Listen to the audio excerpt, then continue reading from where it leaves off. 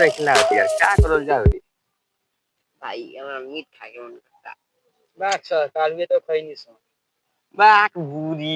एबर खस्सी के मीट खाए के मन करता खस्सी के लेकिन खसी के मीट तो बड़ा महंगा बा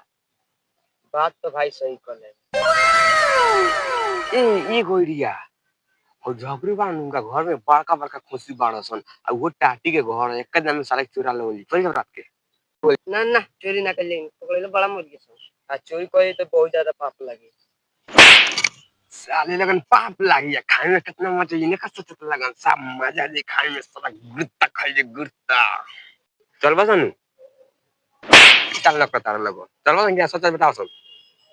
तो साल 10 बड़ा ब्राग ले तुम खेबो ना परमो में से ना भाई चल बे नु अच्छा चल चल बे हां चल गया सब ए भाई टाइम बता दे ए भाई भी 5 बजे सोचे डरो ना लगे टाइमिंग खाना लगा करे तुरा तर के स्टैमिना से उठा के जाल बांध दिया 5 बजे बुला ले तर पकड़ के हुक दिलो बस मान जाइए साले तू नहीं चल जाई 9 से 10 बजे करीब में एंग सब के सुध जाई त आराम चुरा ले जाई समझ ले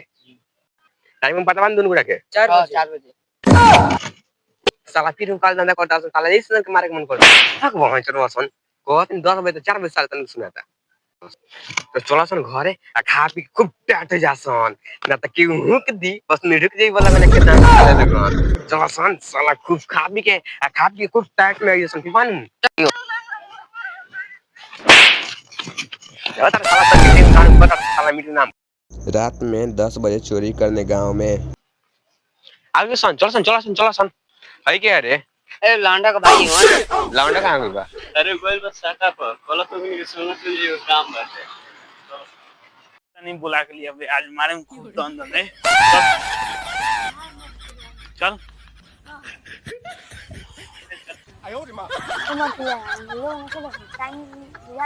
चलबो कि ना जल ना करो चलो आज खूब देर ले होगा चला सन ये घर बा समझ सन आ चुपचाप चल जाई के जागे ना समझ सन करे का चुप चला 11 बजे बकरे चुरा के बा चुपचाप हाला कर तो जाग जल्दी तो क्यों चुरा हो जी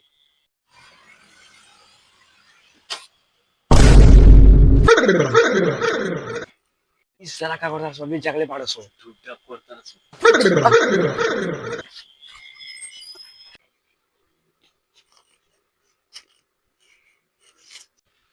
मोतीला गेट पर खुले बा जा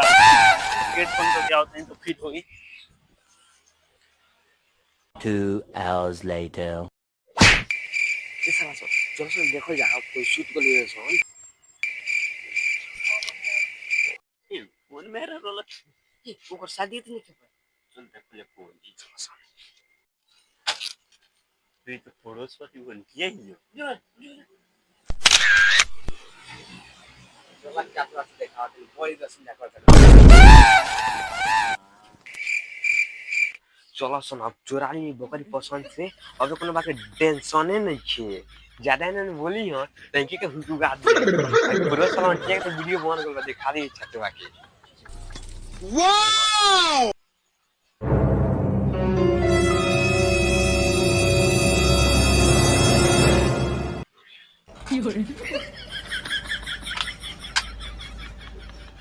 अरे होई का करे